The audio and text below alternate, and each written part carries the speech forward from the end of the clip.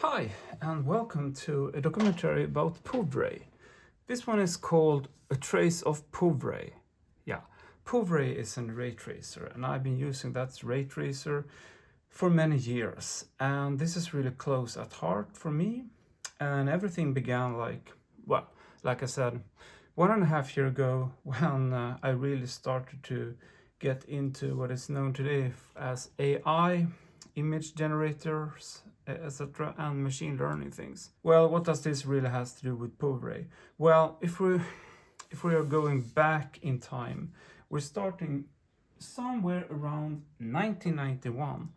I was heavily introduced to fractals, and fractals for me was based on many research of plasma effects, and everything actually came from a book that a teacher of mine gave to me. I was really into math and kind of nature and all kind of stuff. That is kind of my territory, so to say.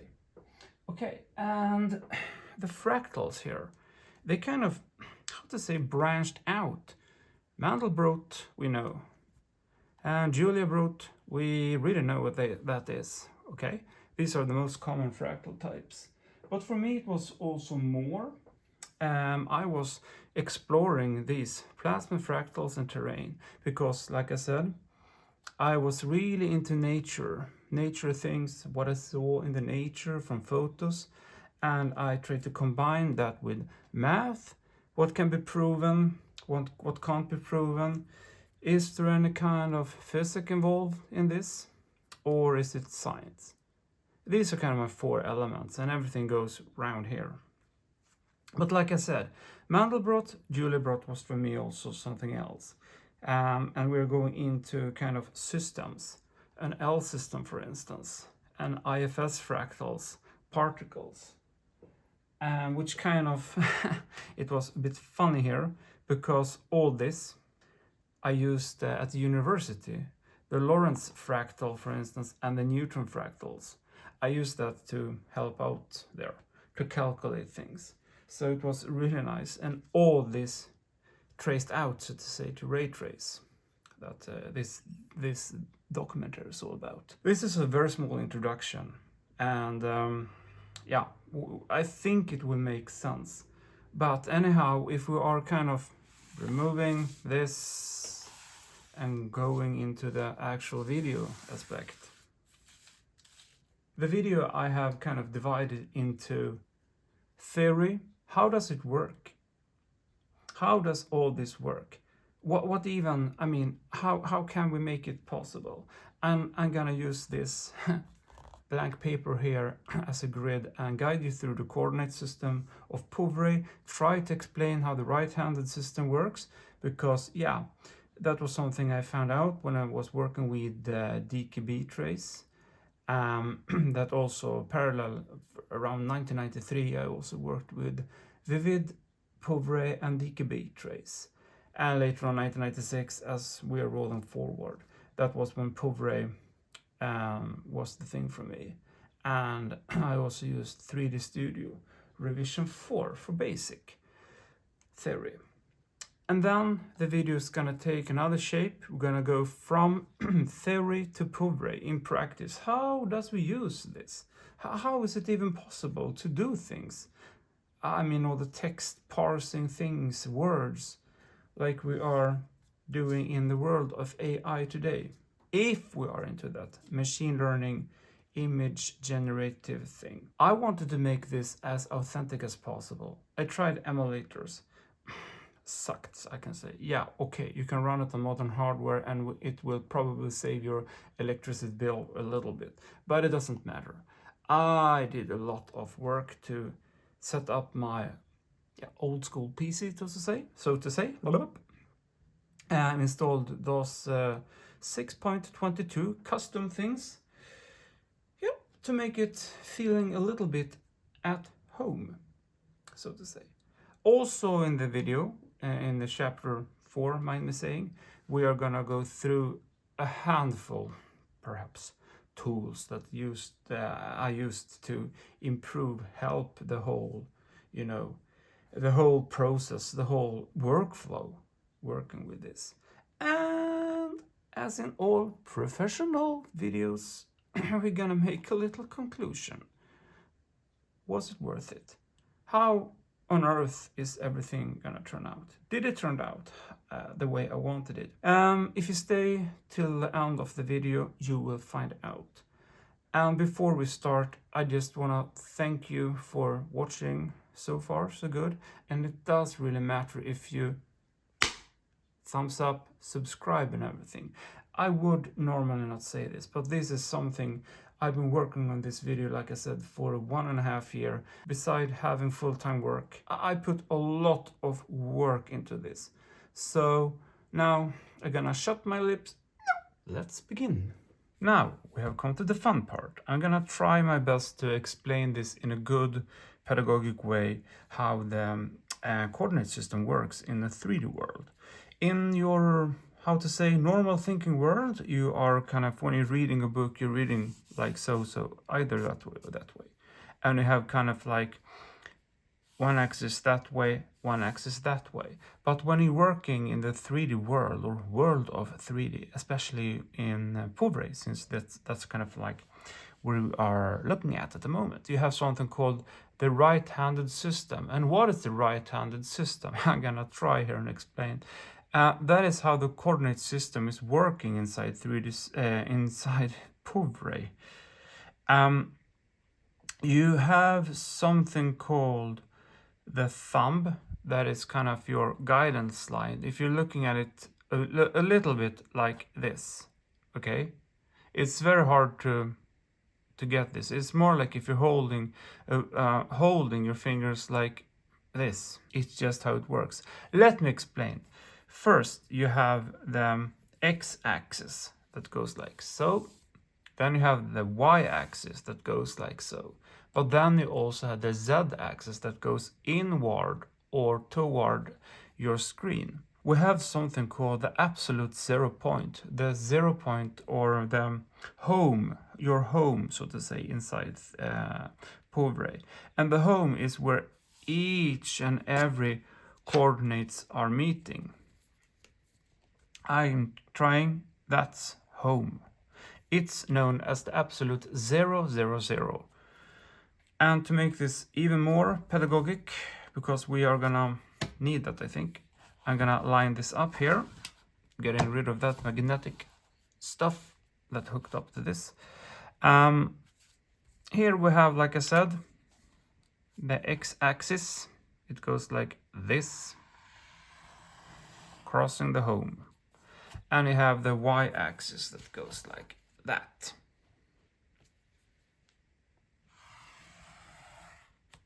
So you have the positive weight of your scene and you have the negative weight of your scene. And here is the absolute 0, and it goes like 1, 2, 3, 4, 5, 6, 7, 8, 9, 10. And this way it goes negative 1, 2, 3, 4, 5, 6, 7, 8, 9, 10. And here it's the same. 1, 2, 3, 4, 5, 6, 7, 8, 9, 10, and negative that way. So I'm gonna try at least to, if we are making like a little line here, that this is the green line, showing that this is the positive, the blue here is the negative, and negative. That's the basic thing. All right. This took me a while to figure out when I was trying to get into the world of 3D, or yeah, it was kind of how everything is working, because you also have to set up a camera. And this is the camera. And the camera is very specific inside POVRay, because the camera, you can put it out any way you want. And you can think of this as your eye. But the camera is a little bit more complicated than just putting it out into your scene, because it has something called look at, where it's supposed to look at. And if you're putting it at 0, 0, 0, 0, 0, 0 with a look at, it will look kind of dead end right into the 0 point, and it will sit on the 0 point. So the look at has to be at something else. So for instance, if we're gonna make this super easy, we are then in the x-axis, we're gonna move this guy out to 10, like so. We say this is 10, it's more easy like that. And we're gonna put it into the y-axis at 10. Okay, and we're gonna have it to look at your home, 0, zip. It would be like 45 degrees angle if you can calculate with me in that matter. And now, if we just throw in an object, we say that this object has to be, or you want it to be at like, yeah, let's say 5 and 5, like so. Now it's facing the look at, so you will moving a little bit more like that. The camera, if you're pointing with this, looking straight at the object, and that's good, but you can't see anything because we haven't defined the light. And inside POVRay, we're gonna make this really easy. There are basically 3 different type of light sources. One is called, like, it's just a light. It's a point light. And what the point light is, if we're starting from 0 here, the point light, it just has a radius, so it will shine out in each directions, in X, Y, and Z axis, or space. It will shine out like a ball. We're making it simple, it's a ball. Then we also have another kind, or another type, called a spotlight. This is your spotlight. And the spotlight has a very funny thing, because you can direct, like you do with the spotlight, you can direct and how wide it will be and how shut it will be. And you can also kind of define how long and far you will let the light shine out, and that goes for all the light sources. And then you have another one called the area light. It's kind of like you're combining these two, but you have a lot of other parameters to the area lights. It's more like you can light up a certain area and isolate it, and the area light can be like, cylindrical lights, it can be spherical, it can be box lights, cube lights.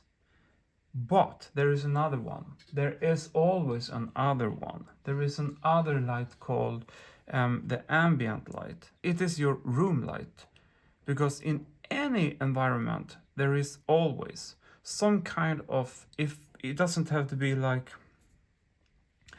a point light or a spotlight, you always have something that will shine, not shine, but something that will cast light. It can come from like a window in the second room or something like that. So we have the room light, and that's also something you have to define up.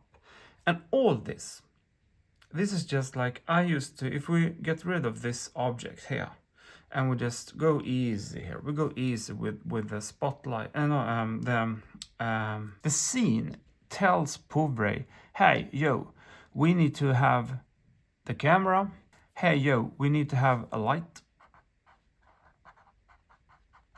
and hey, yo, we need to have the ambient light. You don't have to have the ambient light, that's for sure, but it helps. So why would we have these kind of anchor points to start with? Well, it has to do with something that I call the atmosphere. Or actually, let's dissect this a little bit more. The scene, like I said, in my world, in my own mental world, and the way I am disciplined when I started to read about 3D, the camera is this guy here. And the camera is kind of like, it's the director. Then you have the light section, and that's the atmosphere. You set the atmosphere in your studio. For instance, if you are lighting up a room, you don't want to go full scale in the red, green, and blue light colors. You don't want to put them on maximum 111, for instance, or 100, if we're going to keep to this. because in the real world, nothing is kind of like permanent white, absolute white. That is not real. So when I'm doing indoor scenes, for instance, I'm trying to set like the ambient light. Well, that one I can set about everything I want actually. But I'm trying to set the light source to have a little bit more of a yellowish light. And if we are, well, we are at that, you can always have like, okay, let's go. That's the object we're looking at. And I'm gonna, just because I'm so prepared, this is actually usually how I do my my classrooms about 3D. Then you have your main light. That is in front. The camera can't see the light, but the light will shine through the object. This is your frontal light that is in front of your object.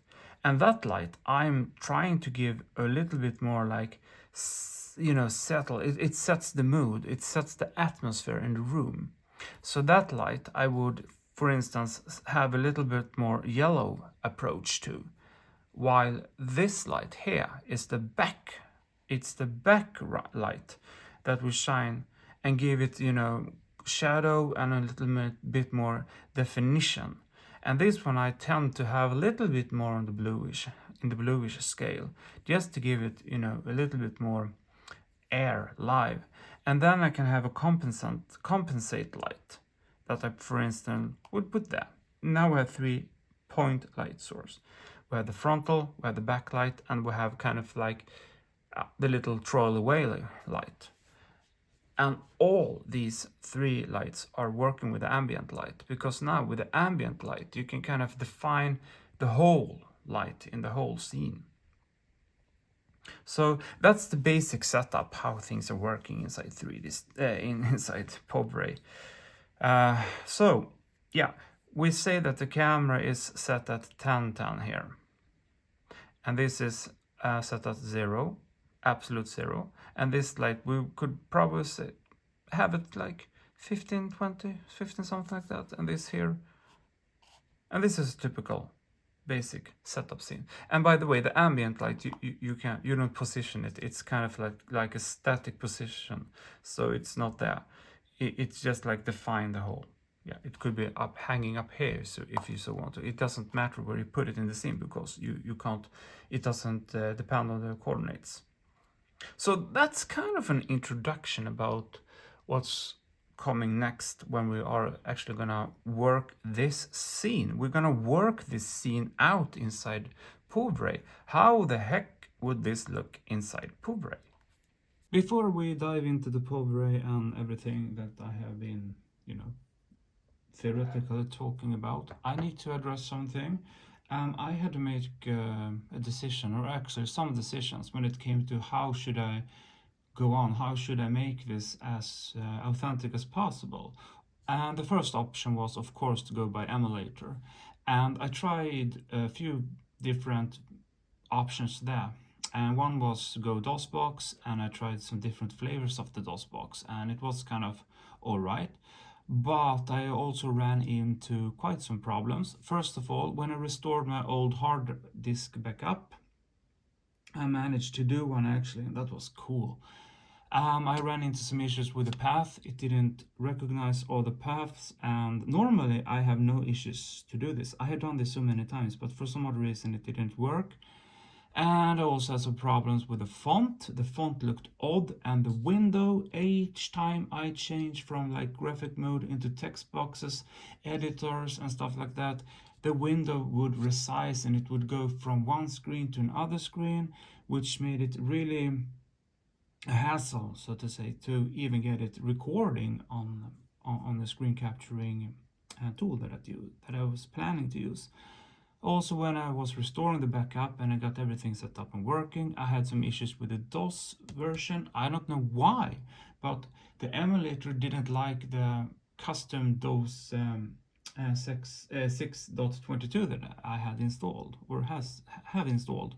So that was kind of driving me crazy, which ended up with that the tools that I'm going to present later on, they didn't work. And the feeling was not right, and also it was very, very time consuming. I think I spent like 2 days to try this out, but it didn't work. So what happened was this. I went for the hardware solution, the real hardware. Yeah, it took me a while, and I tried out some different systems, setups, different CPUs and architectures, but I ended up with my old Pentium 200 Pro, and that was really nice. Really, really nice. And everything went smooth. I just installed like the restore. I recalled the backup, and everything was like, you know, how it was back in the days, 1996 in 2023. So that was really nice. I had the original setup, the custom DOS 6.22 with some custom tools, and all the tools were working, the paths, no problems whatsoever, and the boot menu ran flawless. And also I think I made it a bit future proof, and I upgraded like the RAM, the CPU, the graphic card, the hard drive, and also I found some L2 cache that I installed to make it a bit faster. And after, you know, after running some tests, I did some test runs with this, it was spot on. I think I tried it for like a week with different projects and so on, games and stuff like that, and get the sound card working. And also I made this not just for this typical POVRay video. I also made it for some upcoming videos that I'm planning to release. So I didn't do it just for this, of course. And also, if we're comparing the emulator and the hardware, yeah, it's always nicer to have hardware. Of course, we have some kind of drawbacks with using real hardware. You don't know how long it will, you know, rely, and it's consuming more energy perhaps. And yeah, was it worth it? Yes, for me it was totally worth it. Of course, I had to swap up the PSU and so on, and just, you know, dust everything off and clean it, and, you know, change that horrible meat grinder CPU fan and so on. But it was nice, because I knew that if I could get this working, it would give me a better reward, and I didn't have to do these frustrating things with the emulators. So that was just a little insight, also behind the scenes, so to say. But now we're gonna see what POVRay can do. Hey, welcome to 1996. So this is the startup menu I was talking about. This was how it was going back in the days. Yeah, of course, and this is what I'm talking about. I had so many custom things made for the whole system, so it would kind of boot up fast and do some optimizations for POVRay.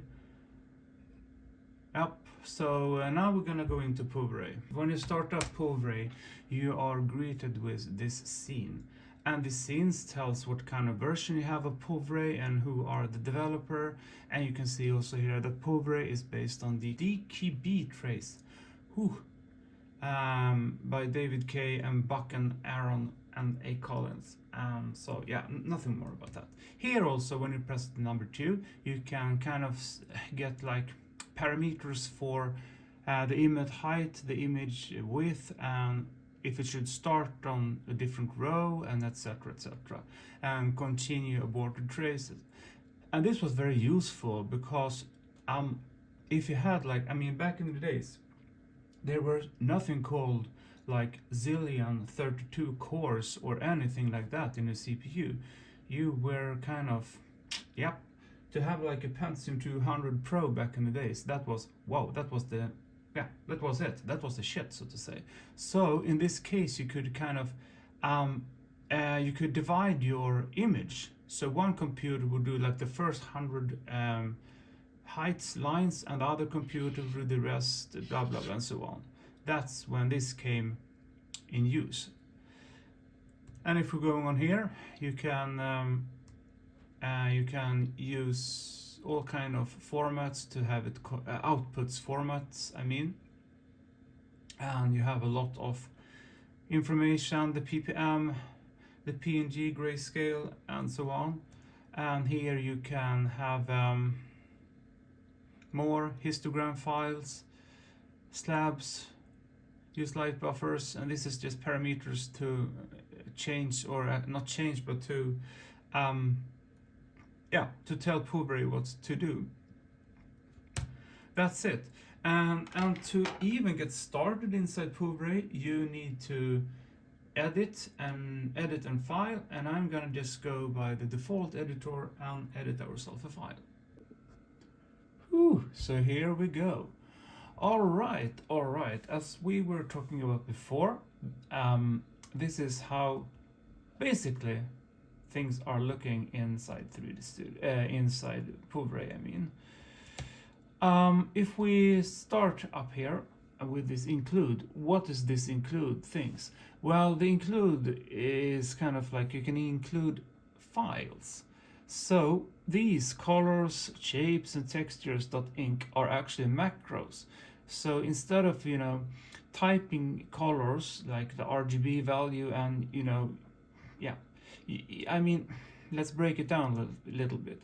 In this color.inc, you have defined like the red, green, blue, silver, bronze, etc. So instead of writing the RGB values all the time, you can just define up names for the color codes combination, which is helpful.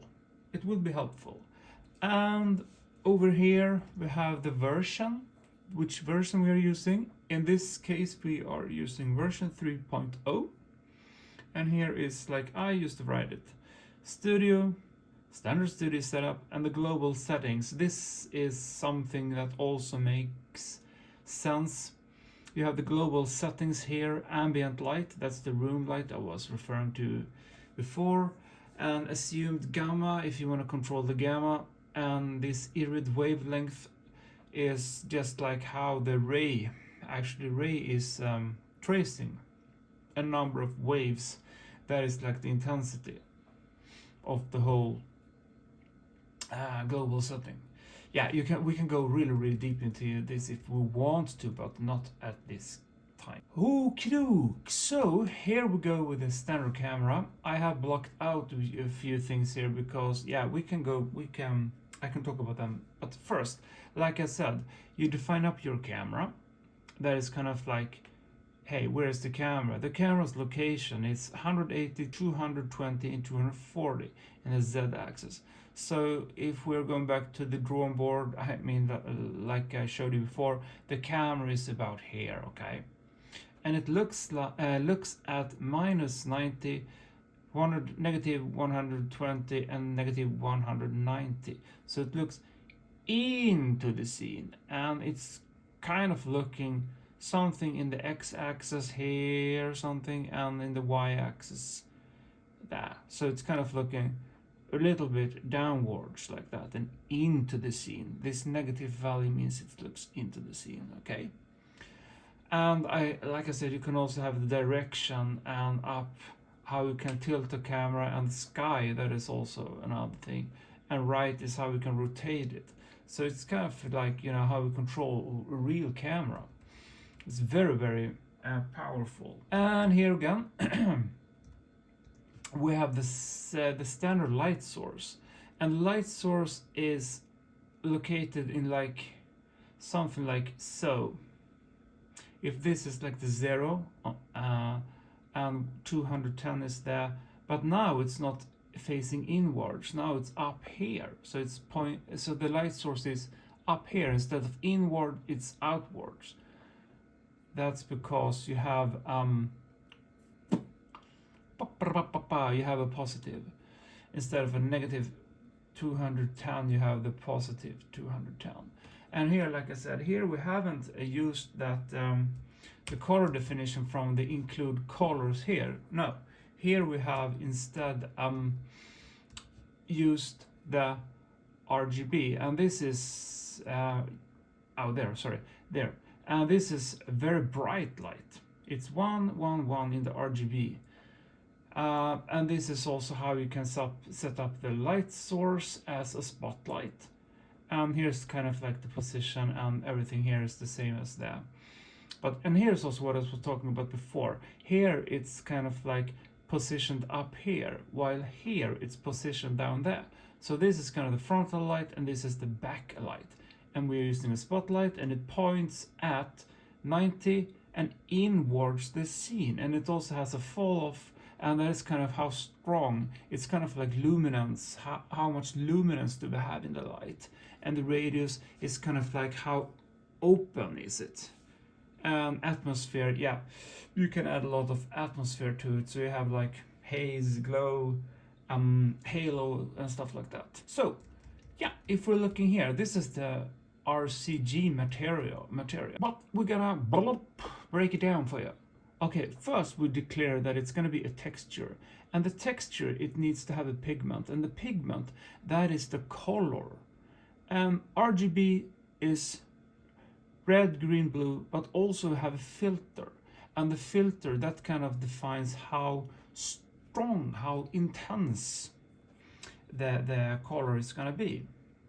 So this one is kind of 80% strong, so it's not the strongest. And the finish, that is kind of like it adds a little bit more like live and atmosphere to the material, so to say.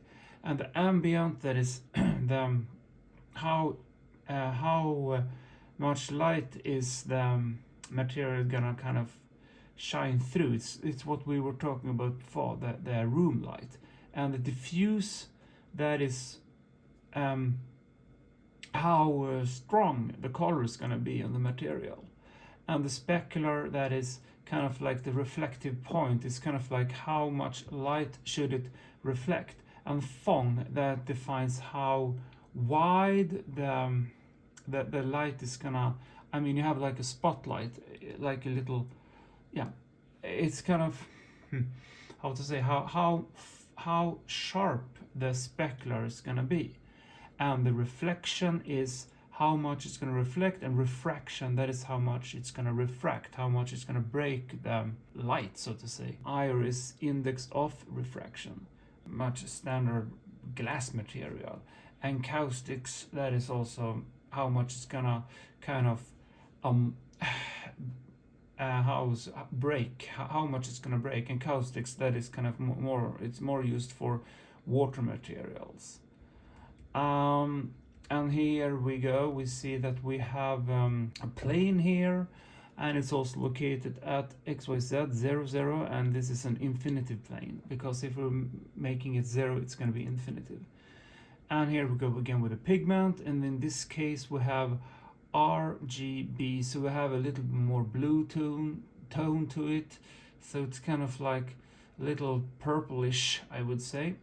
And this is the filter. And waves, it's wavy, so this one is a bit wavy. And again we go with the finish here, it's kind of a lot of refraction. So here we're gonna see how whatever we have put here will break into it. This is very long, but trust me, we will see results soon. I'm just showing you this and telling you because this is very exciting. And also scale, that is kind of, you can scale up and down the planes, so you get different reflections and so on. We have a sphere, and a sphere is also the same here, X, Y, and Z axis, and this is the radius of the sphere. And now, since we have a texture, that is the RCG, it points back to what we defined up here, how we declared. So instead of using this down in the sphere area, so to say, we have it up here. And that is very convenient because, yeah, if you have like a bunch of spheres that has the equivalent materials as the first, the second, the third, then it gets really messy to have this embedded into each of the spheres. That is really, really, really gonna make things messy. If this wasn't messy enough, it's gonna get really messy. So when we're doing that, we need to tell POVRay that, hey, you, this is an object, because now when we have texture and pigment and stuff included to the sphere, it is treated as an object. And the object is also because you can translate it and you can rotate and so on and so on. And here we have two other more spheres. So that's it. We are of course going to run this, and I have made a bat file called Trace, so we can look at this. And this is gonna take a while. We are gonna do it like we did in the past. Yeah. So here we can see the plane, that it has these waves that I was talking about. So it has a lot of waves, small waves, and here, ta-da, is our red sphere with that fong and the specular highlight, and we can also see how it reflects here and there, and this is also the fong and the specular highlight on the plane. So this is so nice, but we're gonna make some changes here. That we're gonna do. And here, so yeah, before we do that, we can look at some statistics. Here we see everything, what is what, and options as well. So yeah, and you can see also where the path and everything goes to, yeah, and the output file, and it's a targa. That's what we have. Yeah, but this is perhaps not so interesting. But by the way, we can also, just because I am the guy I am, we can open up that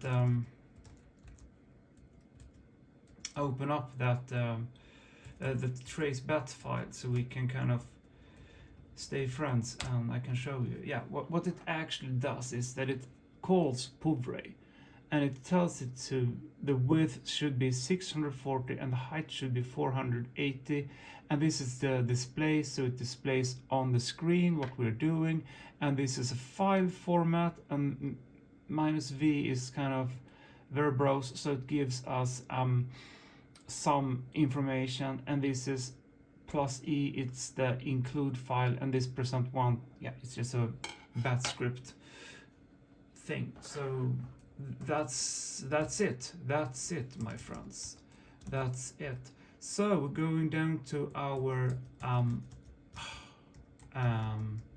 the test here.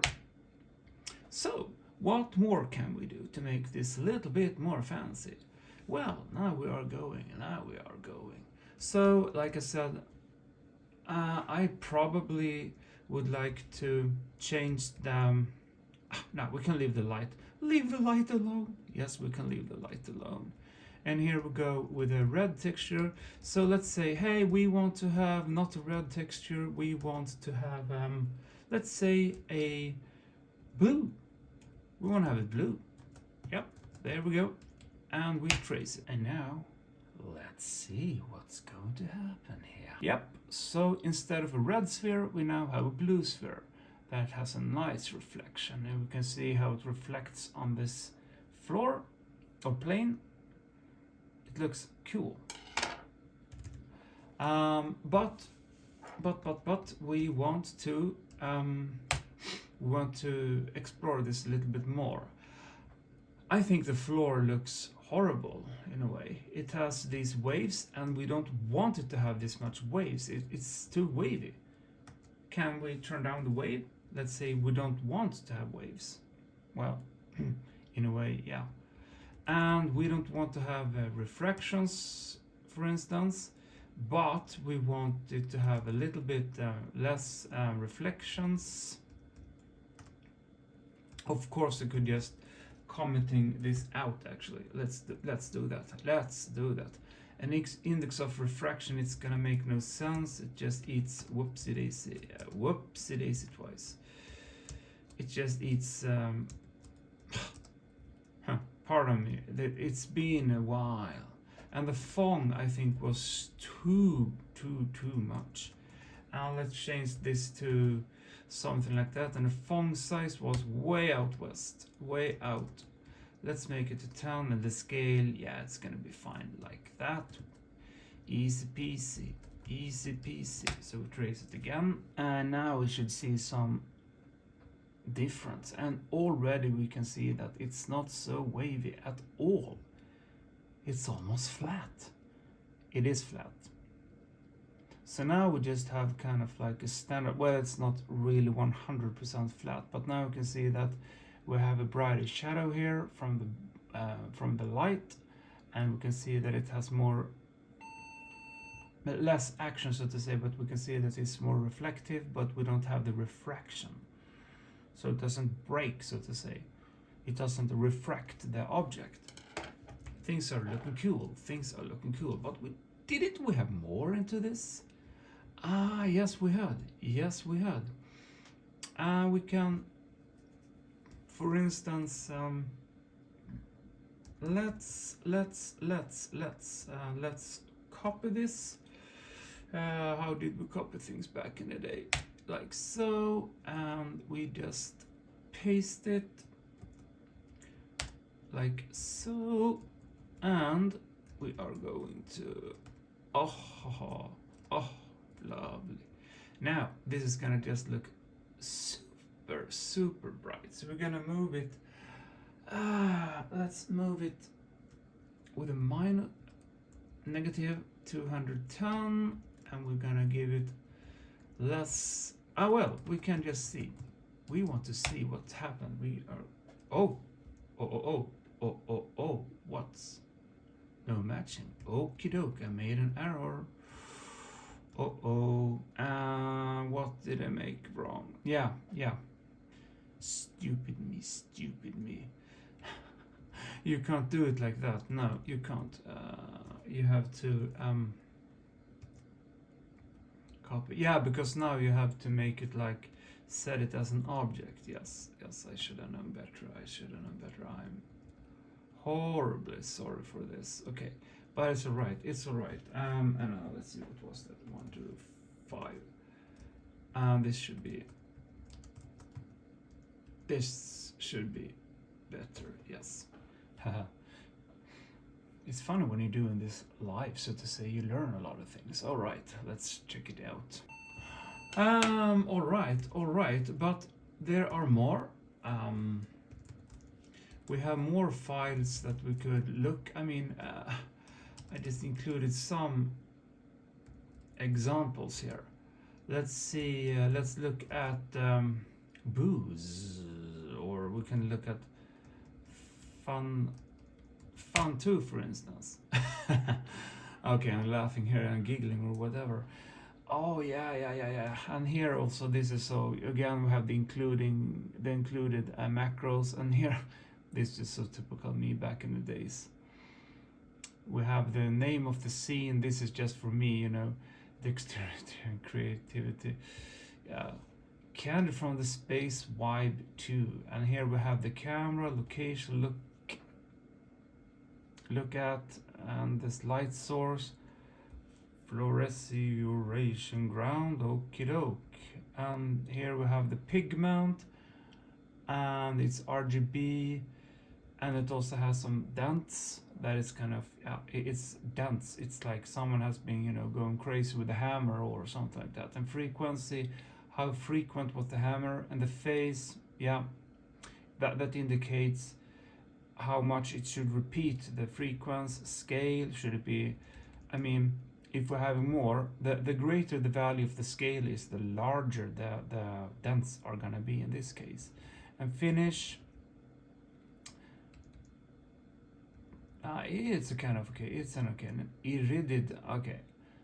Thickness, turbulence, and that is just like iridescent something. It tells how, it gives it a bit of more life, so to say. More toy balls, okay. Oh, jeez. And we have some spheres. Not sure. Well, I'm sure that they are positioned in a very circular way, I think. And pigment, it's a checker. Oh, wow. And this is also cool. Here you can use like the divisions, so you could kind of you can use mathematical operands, so to say. Here you can multiply, you can divide, you can add, you can subtract. So I mean, the actual POVRay language, the script language, is very powerful. And here, wow, this is a really exact index of refraction value. And here you have the irid again and crown. think that's color random, if I'm not mistaken.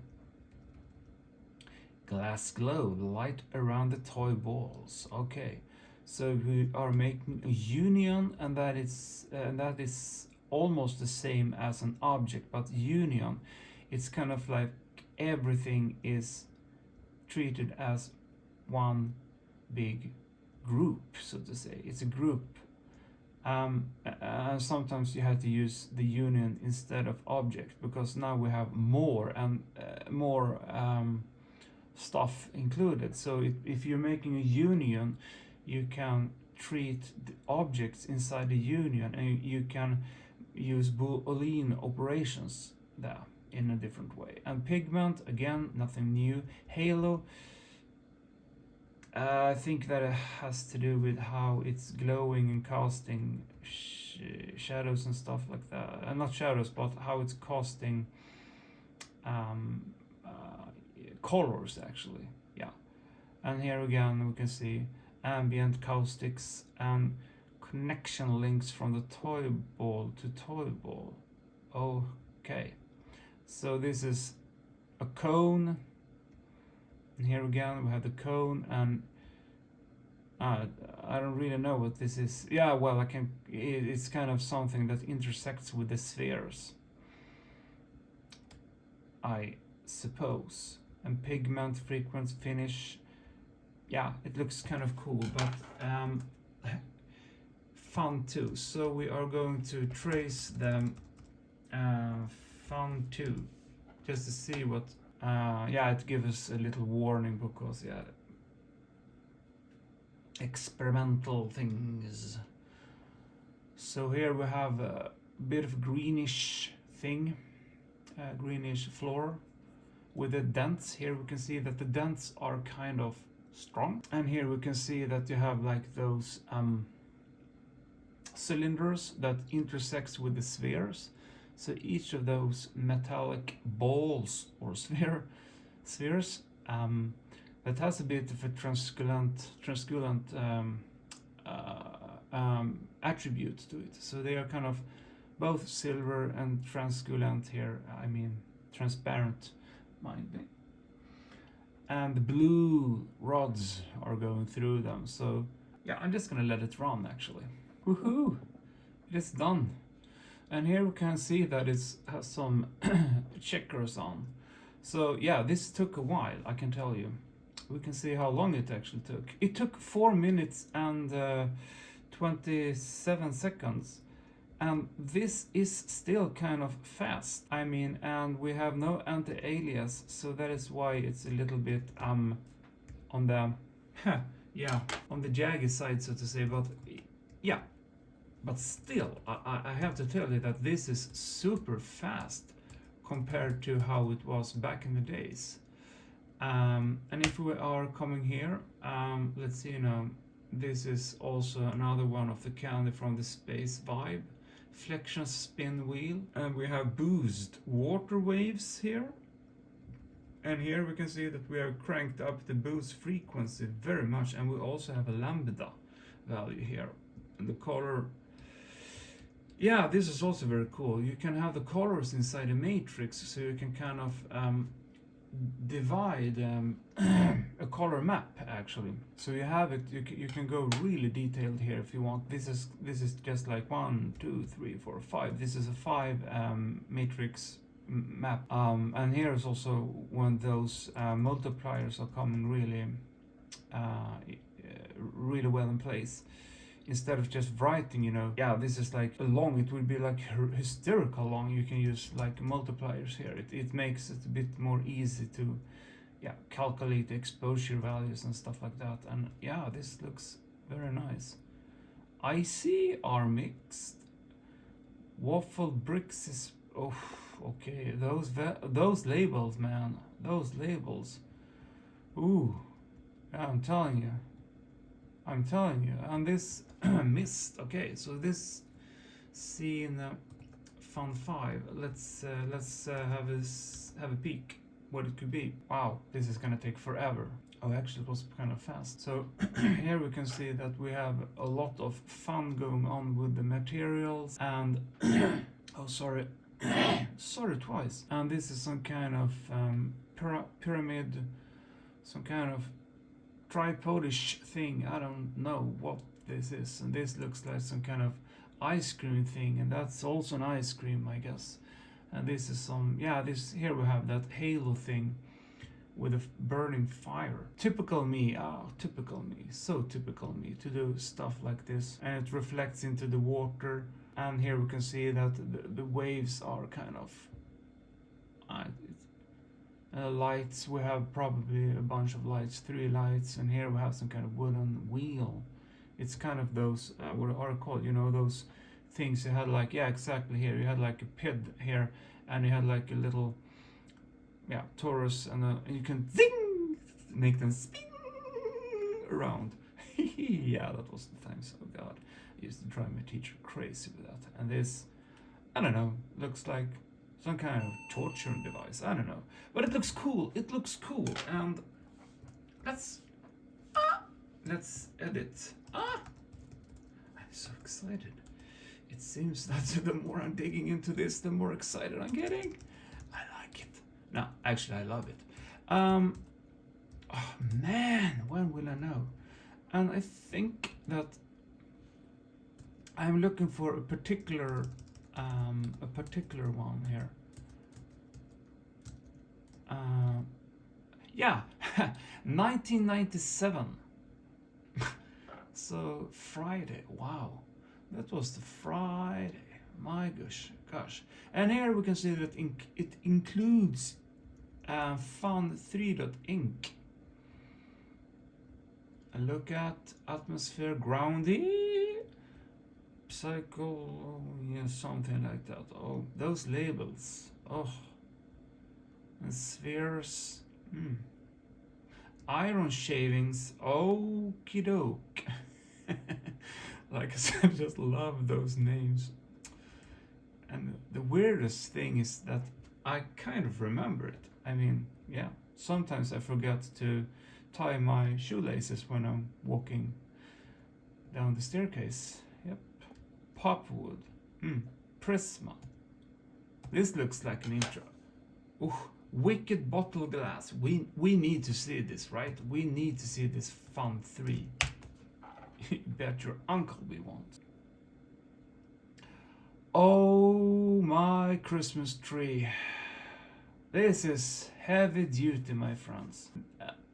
Let's go for a cup of something, like a coffee or a chill out jasmine tea or whatever green tea you like. And we will be back. All right. Whew. I think this is gonna take forever, and at the moment, yeah, I think we can just call it, so to say. We can see how far it's been calculating. I just aborted. Okay, sorry we couldn't see, but trust me, it had been running for about 50 minutes. So, yeah, that was intense. So, but let's not. Let's see if we have something more to show. Wow. Okay, this was made. Okay, 2:14 a.m. in the morning. Oh, even the seconds matter. Ooh, this was some kind of 1987. Yeah, so this one also includes the Ekstrand, and we have intersections, trace level. Oh, yeah, the trace level. That was also something cool. You could determine, you could kind of set how detailed everything should be. I think that the maximum level is 12 or 20, I don't remember. But anyhow, let's see now. Oh, here we also have some more. We have the jitter on the atmosphere, and the jitter adds a little bit more, kind of like, you know, dust into the air, mind me saying. Yeah. And wow, I was really into water things. Typical me. Sky high cylinders, okie doke. And holy quee! Oh, those labels, man, those labels. Kind of remember them. Oh, here we also have some expansion. Oh, Whoa. Okay, here we go, advanced. Yeah, and speaking about advanced, this is kind of a bit of an advanced modeling thing or script language here. But we have some more really, we can run this one. My memory is like a little parakeet. Booze. Do we get it right now? Yeah, okay. But what I was trying to say before I got distracted again is that, oh, this is another one that's going to take forever. But you could, in the further revisions of POV-Ray, you could define and make a lot of, you know, mathematical functions and macros, and you could really make some complex scenes, so to say. And there are even some online competitions still today that dealing with, see how much you can push it, so to say. And yeah, I actually did a few of these tests, I mean, and that was kind of funny to participate in. But yeah, this is kind of like an introduction, and I could go on forever with this. Trust me, I have so much source materials. I was forced to kind of select some scenes here because, yeah, like I said, I worked with POVRay. Oh yeah, it was many years. I think it was like 5 years that I worked with POVRay.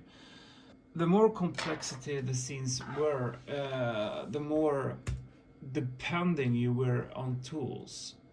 Yeah, you can see this just ran for a minute, and yeah. And speaking about tools, and the tools I was using were a few that I found very interesting. This is just like a handful of tools because it would take like an hour to go through this. One of the most critical tools, or the most crucial tools, is this one, CTDS, and that one is doing is connecting dots to spheres. So if you have like a complicated scene, we can go into Knot. Yeah, let's see. Knot was actually, we can see here, opening. I think it was a basic. Yeah. Here again, this is a generated. I wrote this one in basic, yeah, to generate knots. We can just going through here. This is just like your standard for next loop, and what it does, it gets like red columns, yeah, color. So this is just for the color, and rainbow palette. Here you could define your palette. Pretty straightforward with red, green, and blue. And here for spheres, print number 1 is the file that we opened up here in the beginning. So this one is called open. Yeah, you open a file called knot.inc as output for number 1, and here we are. Yeah, this is the spheres, and the numbers here are from the for next loop there. So this kind of generates a bunch of data that we can. I don't know why I closed the edit, but yeah, we can open up. Let's see if we open. Oh my lord! If we open up like the knot.inc here. And this is a huge file. So instead of writing like this amount of sphere data and kind of, you know, twiddling, you know, yeah, fiddling in the dark, so to say, you could pretty much just generate things. And now when you have this generator, you also oh, it's just, yeah, I'm doing this in the dark almost. And here's also like a mixture. This is This is the POV-Ray scene that is kind of the finished product from that. Yeah. And here we have the union, as I was talking about, and everything, the material. So let's have a little look about how this would look like in the POV-Ray. And there we have like a torus. And you might say, why would you generate a torus with all these kind of spheres? Well, just because you could do that. So that's a simple answer. Yeah, that's a simple answer. Yeah, but like I said, there were some tools, and also you had like this one I started to use very much, 3D Studio to POV-Ray, because I was starting to transform into using the 3D Studio, which is a very, very nice modeler. And I can make a, if you want, I can make an in-depth video about 3D Studio, the DOS version that is.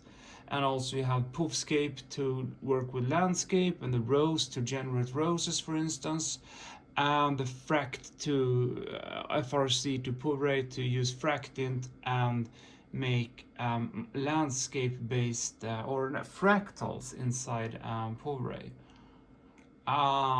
So yeah, as we see a little pattern here, that I was really into organic modeling and mathematical modeling things, and these are kind of, you know, collection of tools that I have been downloading, of course, but also I've developed my own tools and tool sets. You did that. I made like a material editor for POV-Ray, so you could work with colors and very simple material edits.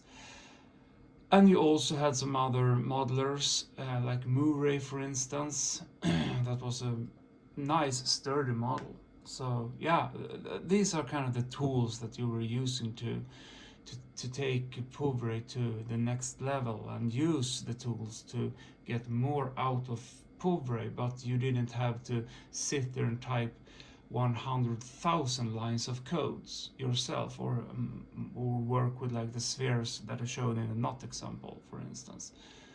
So yeah, that's it.